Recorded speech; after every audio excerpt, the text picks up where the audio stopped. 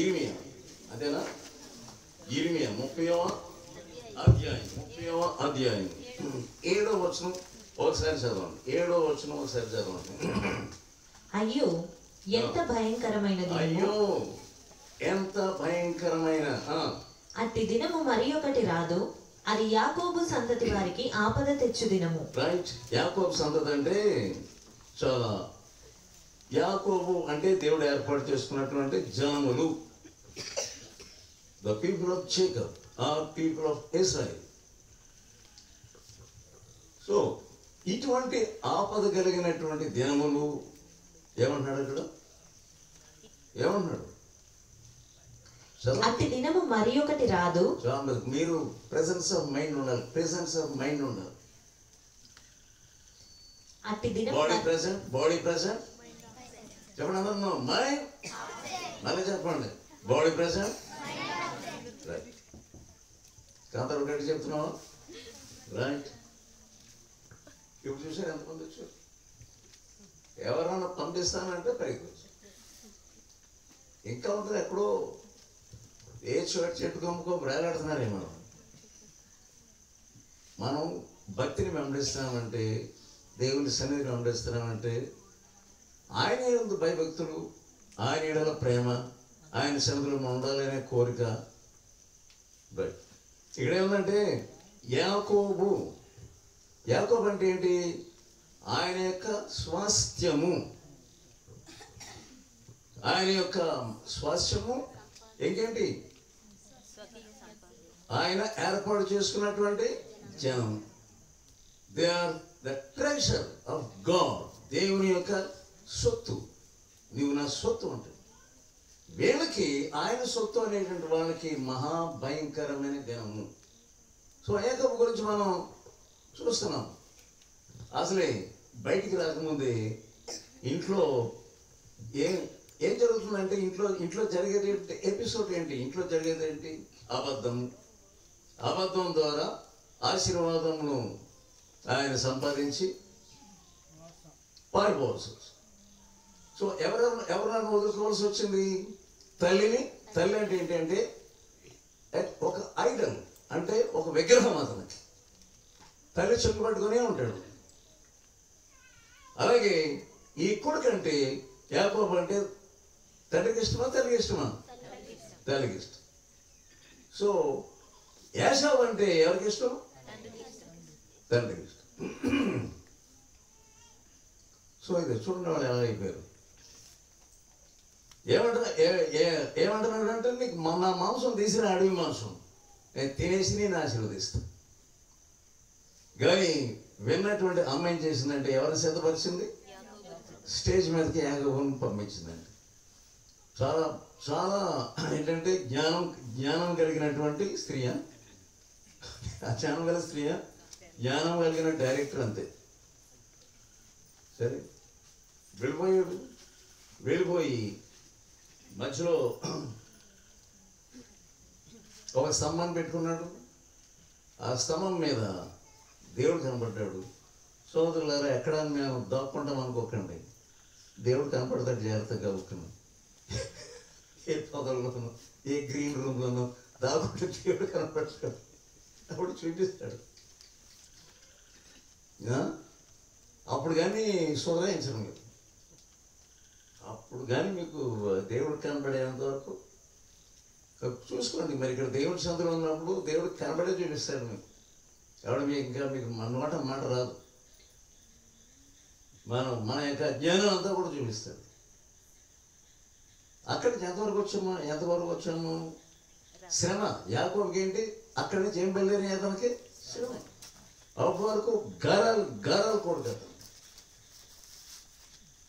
అక్కడి నుంచి బయలుదేరి వస్తా అక్కడ స్తంభం పెట్టి ఇది ఏమన్నాడంటే, ఇది యెహోవా మందిరమే కానీ వేరేది కాదు. నేను తిరిగి క్షేమంగా వస్తే ఏమన్నాడు? ఇక్కడ అంతకంటే ఎక్కువ అంటారు. మీరు కొంతమంది అంతే 10 వంతు ఇవ్వడానికే చాలా శ్రమ మీకు. ఓకే, వెళ్ళాడు.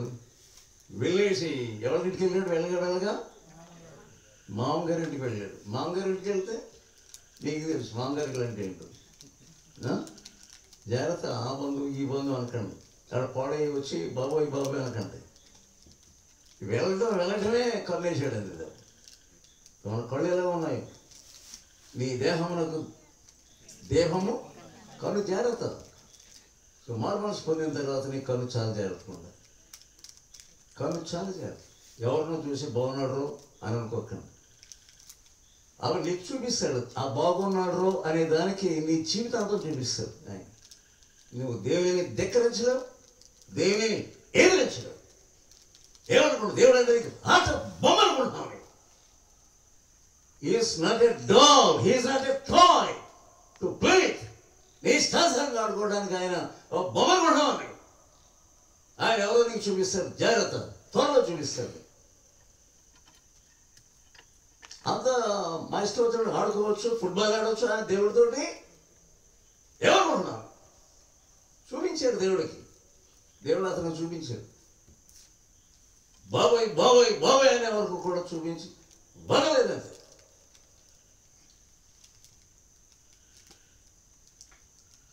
తాను చేసుకోవాలనుకున్నటువంటి ఆమె 7 సంవత్సరాలకు వచ్చేస్తుంది అనుకున్న 14 సంవత్సరాలు చేశాడు. 14 సంవత్సరాలు చేసి ఆఖరు అబ్బాయి బెంజమిన్ పుట్టే సమయంలో సచ్చిందంతే. రాహేల్ ఫినిష్. నీ జీవితం నీ చేతుల్లో లేదు. నువ్వు నీ ఆటలాడి నా ఆటలే నేను దేవుని ఆడి చూపిస్తానంట. మేము నీ యొక్క పదజాలమునకు దేవుడు నీకు చూపిస్తాడు. అదేంటో నువ్వు మాట్లాడే మాటలు. దుష్టులు తన తలంపులను మానేసుకో. ఈవేళ రేపు మానుకో. నీ ఏ దుష్ట తలంపులతో ఉన్నావో నేను ఏం మాత్రం కూడా కదలను. నా దుష్ట తలంపులతో ముందుకెళ్తాను. ఎవడేం చేస్తాడో చూస్తే అంటావా? నువ్వు చూసుకో, కాసుకో. ఆయనతో నువ్వు ఎవరితోడైనా కలబడవచ్చు, కానీ దేవునితోనూ కలబడలేవు. మరి ముఖ్యంగా నీ పాపం దాచుకొని కలబడలేవు. ఇంకా నువ్వు పాపం ఒప్పుకోలేదు. ఏకైనా భయంకరమైన గర్వంతోనూ నువ్వు బయలుదేరలేమన్నావు. ఎనకపోతాను పాపం ఒప్పుకోవడానికి. వస్తున్నావు, కూర్చున్నావు, లేస్తున్నావు, కూర్చున్నావు, అన్నీ చేస్తాను. పాపాన్ని దాస్తున్నావు. That is like atom bomb. Atom bomb లాంటి నీ జీవితాన్ని పేల్చివేస్తుంది అంతే. అతనికి అర్థమైంది. 7 సంవత్సరాలు పోయింది. మళ్ళా 7 సంవత్సరాలు, 14 సంవత్సరాలు అయిన తర్వాత సరే భార్య వచ్చిందిరా నీ లోపల సచ్చింది. నీవు బాగా ప్రియమైన దాన్ని బాగా దేనైతే ప్రేమిస్తున్నావు నీకు ఇష్టమైన దాన్ని ఒక్క దెబ్బలో తీసేస్తాడంట. బైబిల్ ఉంది అది. నీకు ఇష్టమైన దానిని ఒక్క దెబ్బలో నేను తీసివేస్తాను. జాగ్రత్త. ఆయన అంటే తేలికేసుకో. నీకులాగా నరుడు కాడు ఆయన. అయిన తర్వాత అక్కడి నుంచి మళ్ళీ పారిపోతున్నాడు. అక్కడేమో ఆయన ఎదురు వస్తున్నాడు. ఎవరు ఎదురు వస్తున్నారు? యాషం ఎదురు వస్తున్నాడు. కానీ దేవుడు అతను పడుతున్నాడు. ఒక రాత్రి నరుడు అతన్ని రాత్రి అంతా పెరిగెళ్ళాడు. సోదరుడు ఇక్కడికి వచ్చినప్పుడు 1 గంట ప్రార్థన అంటే మీరు అంత అలసిపోతారండి. 2 గంటల ప్రార్థన అంటే మాకు బాబోయ్ చేయలేమంటారంటే ఎందుకు చేయలేరు? ఆయన చేయిస్తాడు కావాలంటే. రాత్రి అంతా నేను వడికించగలడు ఆయన. ఏంటంటే పాపాన్ని ప్రేమించి ప్రేమించి ప్రేమించి, సినిమాను ప్రేమించి ప్రేమించి, అపవిత్రతను ప్రేమించి ప్రేమించి ప్రేమించి ఈ దేవుడు ఏమి చేయలేడు అనుకుంటున్నాను. అంత దుష్టత్వం నీలో ఉండనేమో. తగ్గిపో, విరిగిపో, తగ్గించుకో. దేవుడు కరుణించి ఎవరి మనసుగా మార్చాడు? యాషావు మనసుకు మార్చాడు. 400 మందితో చంపడానికి వచ్చినటువంటి వాడు ఏమైపోయాడు? దాని తర్వాత అధ్యాయం 33 అధ్యాయంలో యాకోబు మీద పడి ఏం చేశాడంట? మేడ మీద పడి ముద్దు పెట్టుకున్నాడు. అసలు గమనించి అది మా ఊహించలేము. రౌద్రంతో వస్తున్నాడు అతను.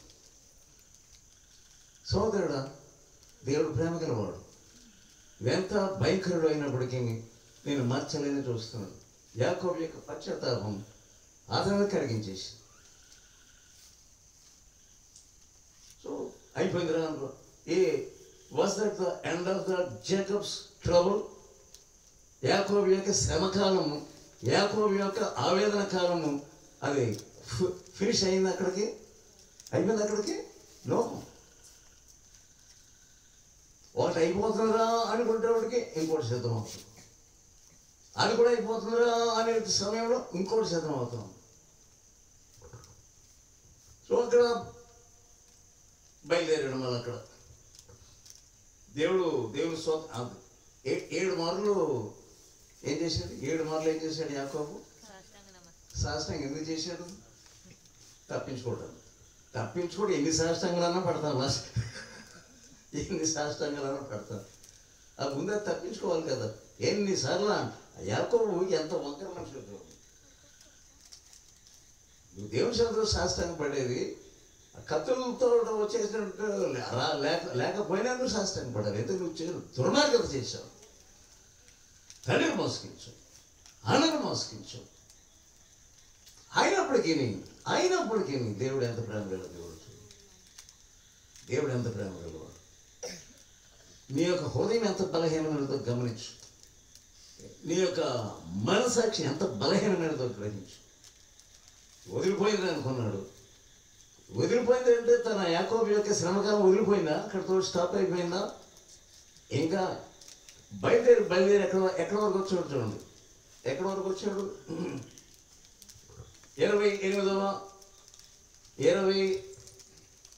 33వ అధ్యాయం 17వ వచనం చూద్దాం. 33వ అధ్యాయం 17వ వచనం. అప్పుడు యాకోబు సుక్కోతుకు ప్రయాణమై. అది ఎక్కడ ప్రయాణం అయ్యాడంట?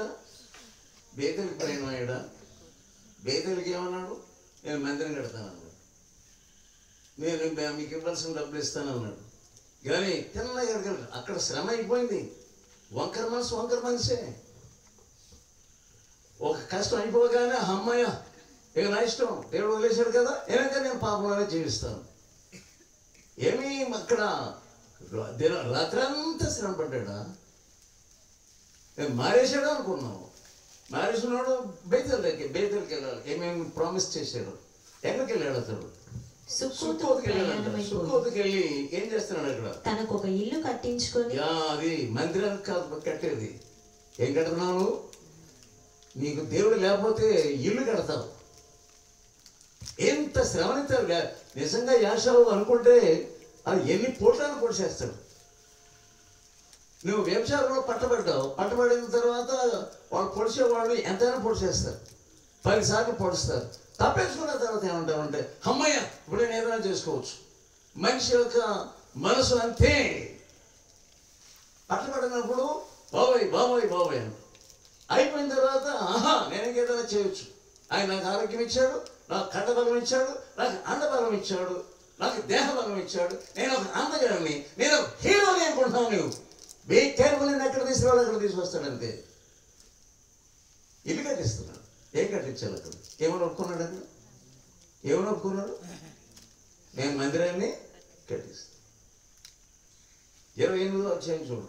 28వ అధ్యాయం 22వ వచనం. ఏమన్నారు అసలు ఇంతకుముందు? మరియు స్తంభంగా నేను నిలిపిన ఈ రాయి దేవుని మందిరమగును. ఇది దేవుని మందిరము. ఇంతకుముందు ఏమన్నాడు? దానికి 3 అధ్యాయాల క్రితం చూడండి ఏమన్నాడు. ఇది దేవుని మందిరము అన్న మనిషి వెంటనే మందిరం కట్టాలి కదా. ఇది మానవుడి యొక్క పరిస్థితి. ఇది ఏమి వాగ్దానం చేస్తామో వెంటనే మర్చిపోతాం. నన్ను దేవుడి కష్టం నుంచి విడుదల చేస్తే మొక్కుబడులు, నేను తప్పకుండా ఇలా చేస్తాను, అలా చేస్తాను. భయం వచ్చినప్పుడు ఏమైనా చేస్తానంటావు. భయం పోయిన తర్వాత ఇల్లు కడతాడు. ఎంతమంది భయం లేని వాడు ఇల్లు కడుతున్నారు. నోకు దేవుడు జరిగినట్లుగా జరుగును. బైబిల్ ఏముంది? వాళ్ళు నోరు నాటుకోవచ్చు, తర్వాత ఇల్లు కట్టుకోవచ్చు. నోకు దినములు ఆ వడ తయారవుతుంది. 2వ బాబు వడలు అంటే మేము ఇల్లు కట్టుకుంటున్నాము. మహాశ్రమలు రాబోతున్నాయి. మహాశ్రమలు అంటే ఏంటి? గర్భిణీ స్త్రీలకు శ్రమ. ఎందుకంటే 666 ముద్ర వేసుకోకపోతే నీకు శ్రమ. నీకు పాల ప్యాకెట్ లేవు నీ పిల్లలకి. అరే పిల్లలు ఏడుస్తున్నారు. నో, 666 ముద్ర వేసుకో, నీకు పాల ప్యాకెట్ అని ఇస్తాం. బాబాయ్ మేము వేసుకోము, మరి పిల్లలు చచ్చిపోయి. ఇది మహాశ్రమ. పాలిచ్చే స్త్రీలకు శ్రమ, గర్భిణీ స్త్రీలకు శ్రమ. మీరు ఎంత తయారవుతున్నాం అయిపోగానే శిక్ష. నేను ఎంత బలహీనుడు అంటే, ఎంత బలహీనరాలు అంటే, శిక్ష వస్తుంది అనగానేమో సాష్టాంగం పెడతావు 7 మార్కులు. అయిపోయింది రా బాబు, వెళ్ళిపోయాడు, యాషా వెళ్ళిపోయాడు, అమ్మయ్య నేను బతికిపోయాను రా అనుకుంటున్నాడు. ఇక్కడ ఏమి వాగ్దానం చేశాడో నీవు మొక్కుబడి చేసుకుంటున్నావు. ప్రభువా దీన్ని తప్పిస్తే ఇంకెప్పుడైనా పాపం చేయను ప్రభు. ప్రభువా నీవు దీన్ని తప్పిస్తే ఇంకెప్పుడు నేను అటువంటి వెళ్ళను ప్రభు అంటున్నావు. తిరిగి అదే చేస్తా అన్నవాడు వెంటనే బేతేలుకి వెళ్ళాలి కదా. సరే ఏం చేస్తున్నట్టున్నాడు, తనకొక ఇల్లు కట్టించుకొని తన పశువులకు పాకలు వేయించింది. ఎంత దుర్మార్గంగా ప్రవర్తిస్తున్నాడు యాకోబు. తన పశువులకు పాకలు కట్టిస్తున్నాడు, తన కొరకు ఇల్లు. ఏం మనసు ఇది? స్వార్థం మనసు. ఎందుకు నీకు ఇల్లు కావాలి? బడా ఇల్లు ఎందుకు కావాలి నీకు? నీ కుటుంబం, నీ భర్త నాశనం అవుతున్నారు. భయం మనిషి ఎందుకు కావాలి పెద్ద ఇల్లు? హంగామా ఎందుకు? మనిషి సరి చేసుకోవడానికి బదులుగా ఇల్లు కట్టుకోవడంలో తన మైండ్ను మార్చేసుకున్నాడు. అంతే. కయ్యలాగా చేశాడు. కయ్యలకి దేవుడు ఏం చేశాడంటే, నీ తిరుగుబోతుదానికి ఉంటావురా బాబు అంటే దాన్ని మర్చిపోవడానికి ఒక ఇల్లు కట్టి దానికి కొడుకు పేరు పెట్టాడు, లేదా తన పేరు పెట్టుకున్నాడు. ఎందుకు చేస్తున్నారు ఇవన్నీ? పాపాన్ని మర్చిపోవడానికి. నీవు మర్చిపోలేవు, దాంతో సులువుగా నీ పాపాన్ని మర్చిపోలేవు. ఇల్లు కట్టించుకొని పాకలు కట్టించి, సరే శ్రమకాలం అయిపోయిందా? ఇల్లు కట్టించుకున్నాను మాత్రం శ్రమకాలం అయిపోయింది. ఇల్లు కట్టించావు, పెద్ద ఇల్లు కట్టించావు, శ్రమకాలం అయిపోయింది అనుకున్నావా? నువ్వు గుర్తించుకొని శ్రమకాలం అవ్వలేదు. ఇల్లు కట్టించావు, అయినా నీ శ్రమకాలం ఎక్కువ సిద్ధంగా ఉంది.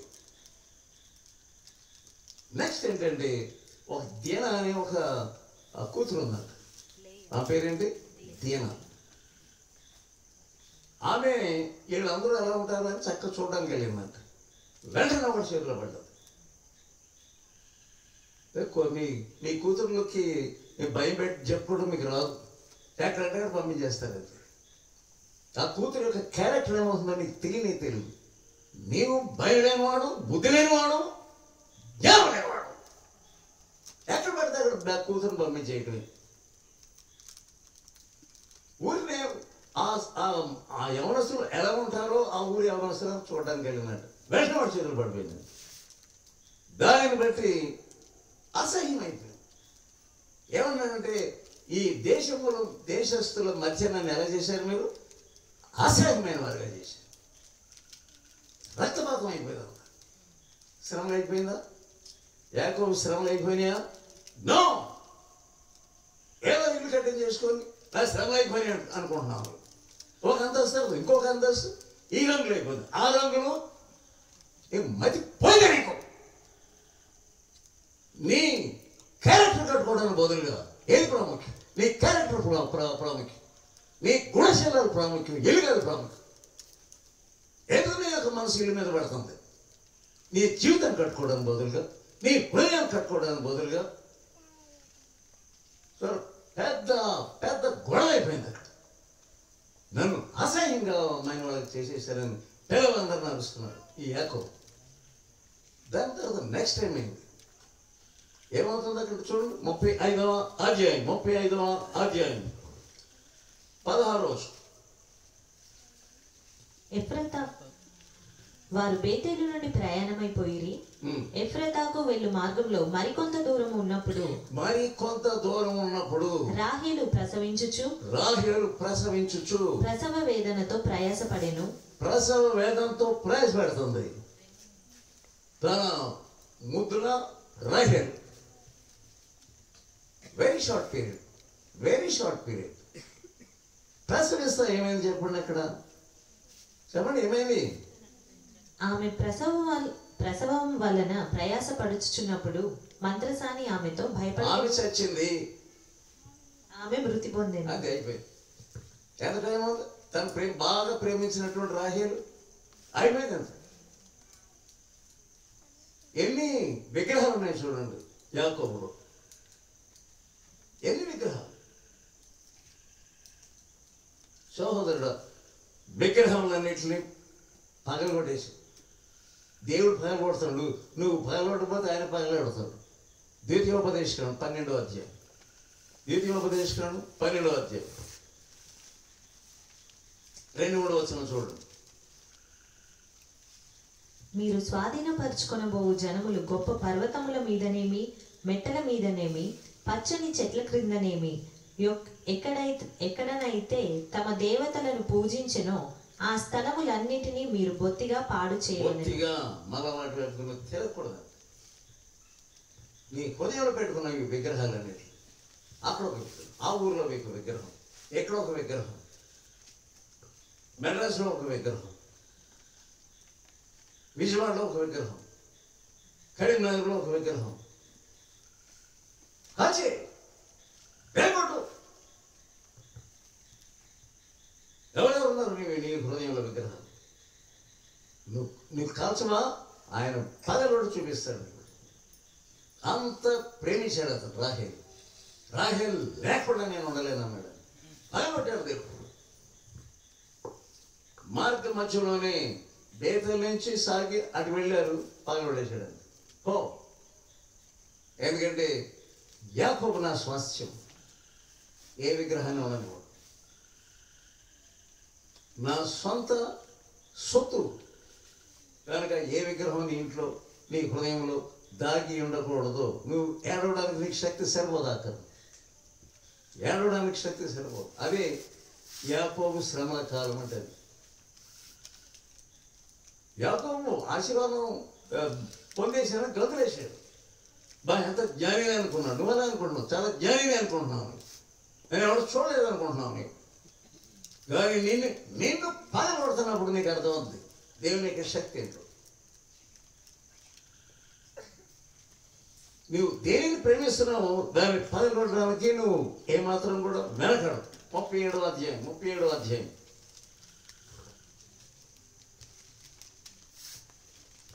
3వ వచనం చూద్దాం. మరి యోసేపు ఇశ్రాయేలు వృద్ధాప్యమందు పుట్టిన కుమారుడు గనుక. యోసేపు అంటే ఎవరండి? సరే, రాహేల్ పోయిందిరా బాబు అంటే వీడు మిగిలాడు కదా అనుకోవచ్చు.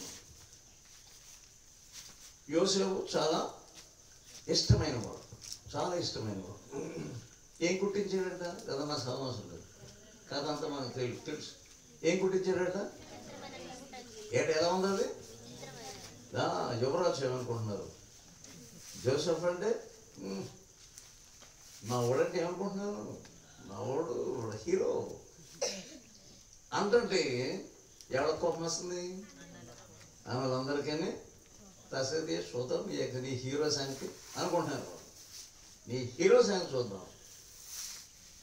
మాటకి పగే వాళ్ళకి పడడం లేదు.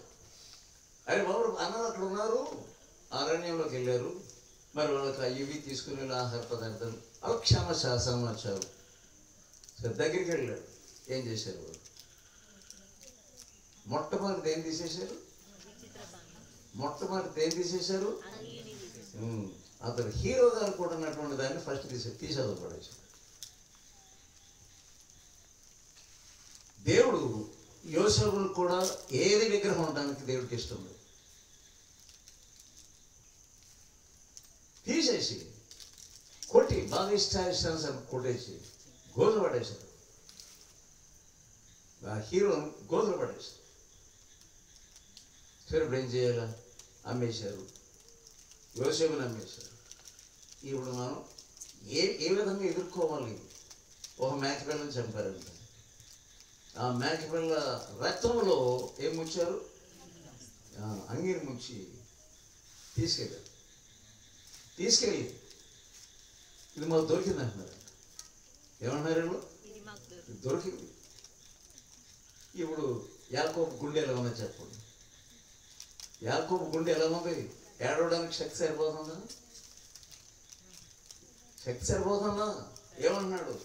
నేను కూడా అతనితో పాటు ఎక్కడికి వెళ్ళిపోతాను, ఎందుకంటే అందరికంటే అతను ప్రేమించు. సోదరుడా, దేనిని ప్రేమించు నీ జీవితంలో. ఆయన చర్య తీసుకునేటప్పుడు నీవు దానిని భరించలేవు. దానిని యాకోబు యొక్క శ్రమ అంటాం. నిజమే, యాకోబుని దేవుడు ప్రేమించాడు, అందుకనే దెబ్బలు కొడుతున్నాడు. అయ్యో నా కొడుక, అయ్యో నా కొడుక, అయ్యో నా కొడుక అంకలార్చడానికి అతనికి ఏమాత్రం కూడా శక్తి సరిపోలేదు.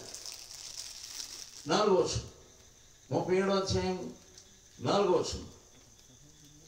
అతని సహోదరులు తమ తండ్రి అతనిని తమ అందరికంటే ఎక్కువగా ప్రేమించుట చూచినప్పుడు వారు అతని మీద పగపట్టారంతే. ఇదంతా దేవుడు ఎలా చేస్తున్నాడు. వాళ్ళు ఎందుకు పగపట్టాలి అని అంటున్నాం, కానీ దేవుడు చేస్తాడు.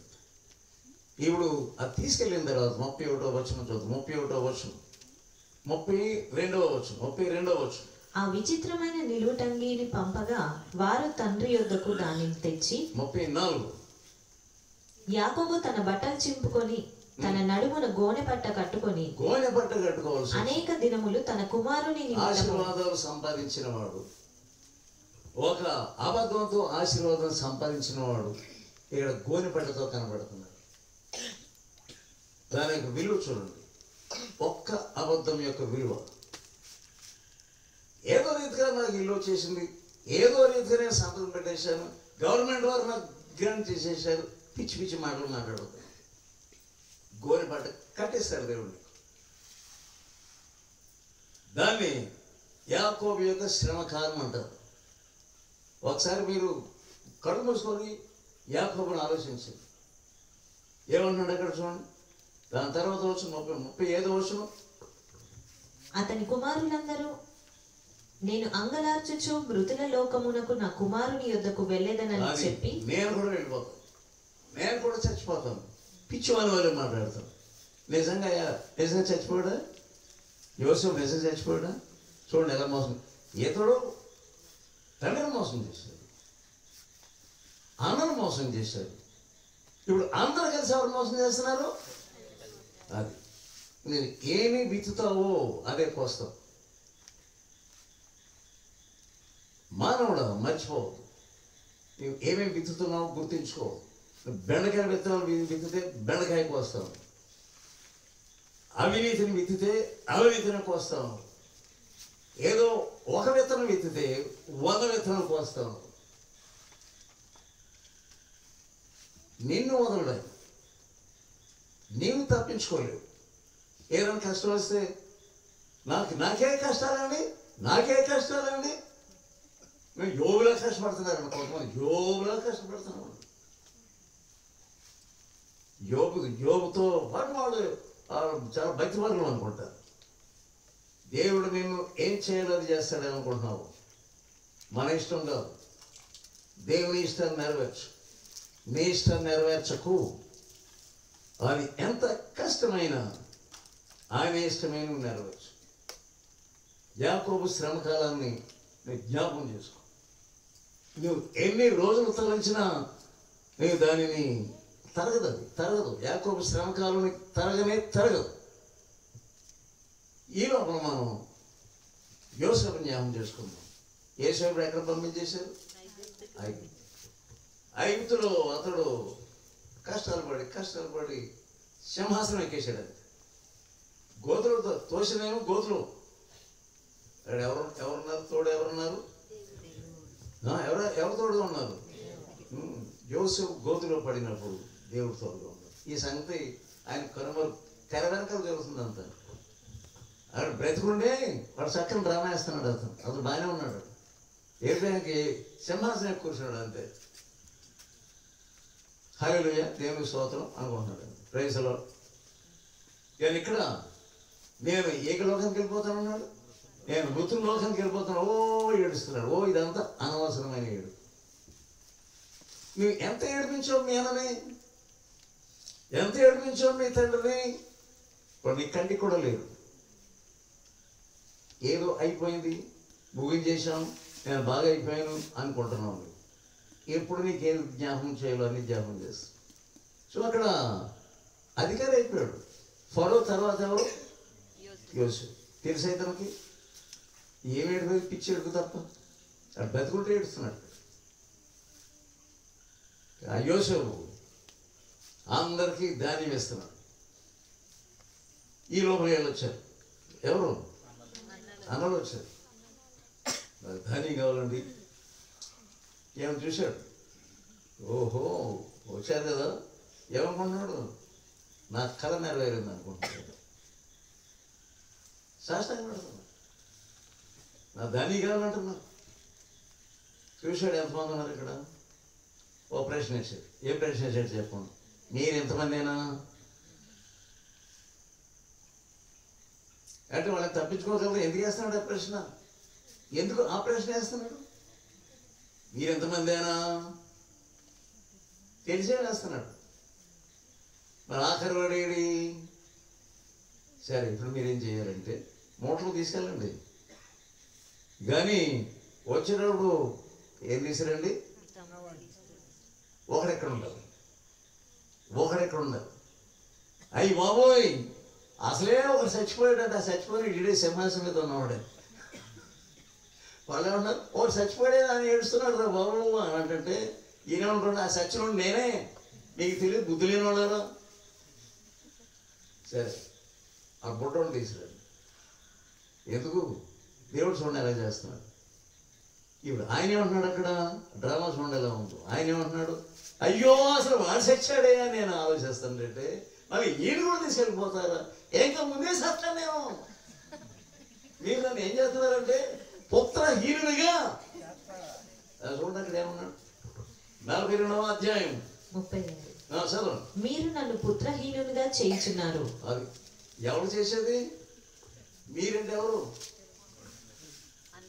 అన్నం పట్టుకొని మీరందరూ కలిసి నన్ను ఏం చేస్తున్నారు? మీరు అది తనకు తానే చేసుకుంటాడు. అంత పుత్రహీనుడిగా చేసుకునేవాడు అసలు అవ్వలేదు. అది ట్రబుల్ అంటే అసలు అవ్వలేదు.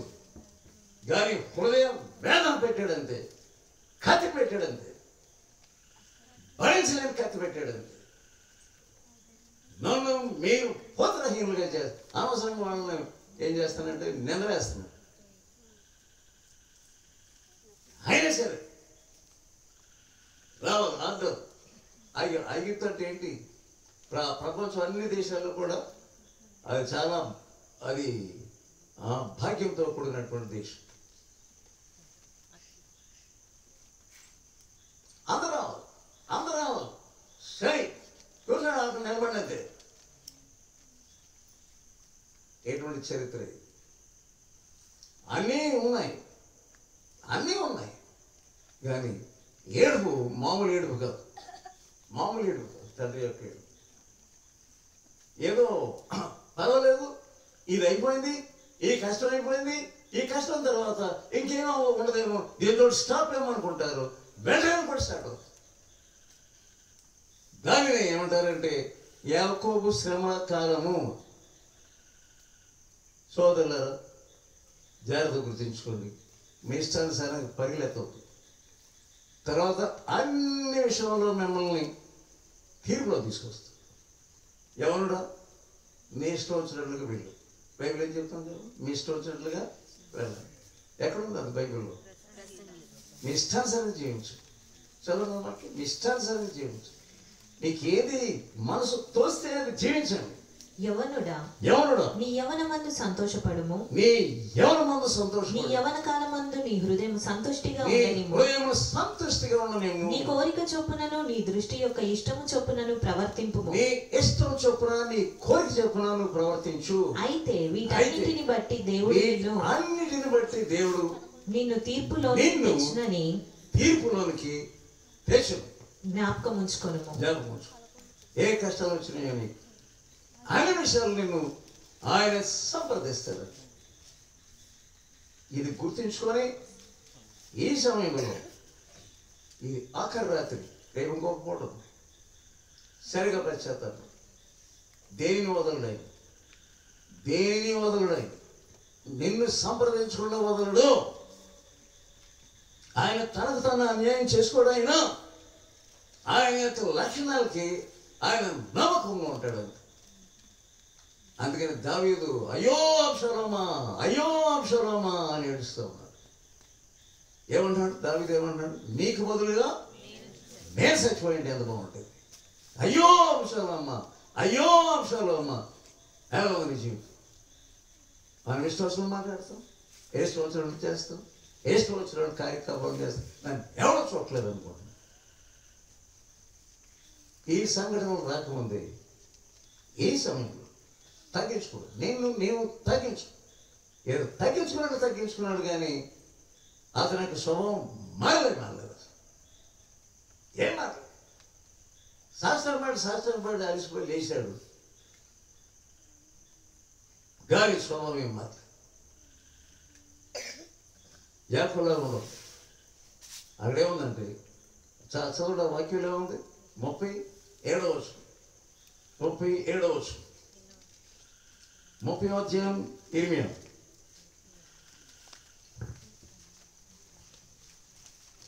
ఇలా చదివింది మీకు చదివిందే మీరు ఎందుకు చేస్తారని గ్రంథాలు. అయ్యో ఎంత భయంకరం. అయ్యో అని గుర్తు పెట్టుకున్నాను. ఈ వాక్యం పేరే అయ్యో. తర్వాత అట్టి దినము మరి ఒకటి రాదు, అట్టి దినము మరి ఒకటి రాదు. అది యాకోబు సంతతి వారికి ఆపద తెచ్చు దినము. యాకోబు సంతతి వారికి ఆపద తెచ్చు దినం. తర్వాత ఏముంది? అయినను వారు దానిలో పడకుండా రక్షింపబడదు. అయినను వారు దానిలో పడకుండా ఎప్పుడు రక్షణ పొందారంటే సరిగా పశ్చాత్తాపం. సరైన పశ్చాత్తాపం వస్తే తప్పకుండా నేను రక్షిస్తాను. ప్రార్థన చేసుకో. మిగతా రేపు కూడా చేసుకొని ప్రార్థన చేసుకో. ప్రతి ఒక్కరు ప్రార్థన చేసుకో. ఈ అయ్యో అనేది మన బ్రతుకులో జరుగుతుంది. తర్వాత నువ్వు ఏడు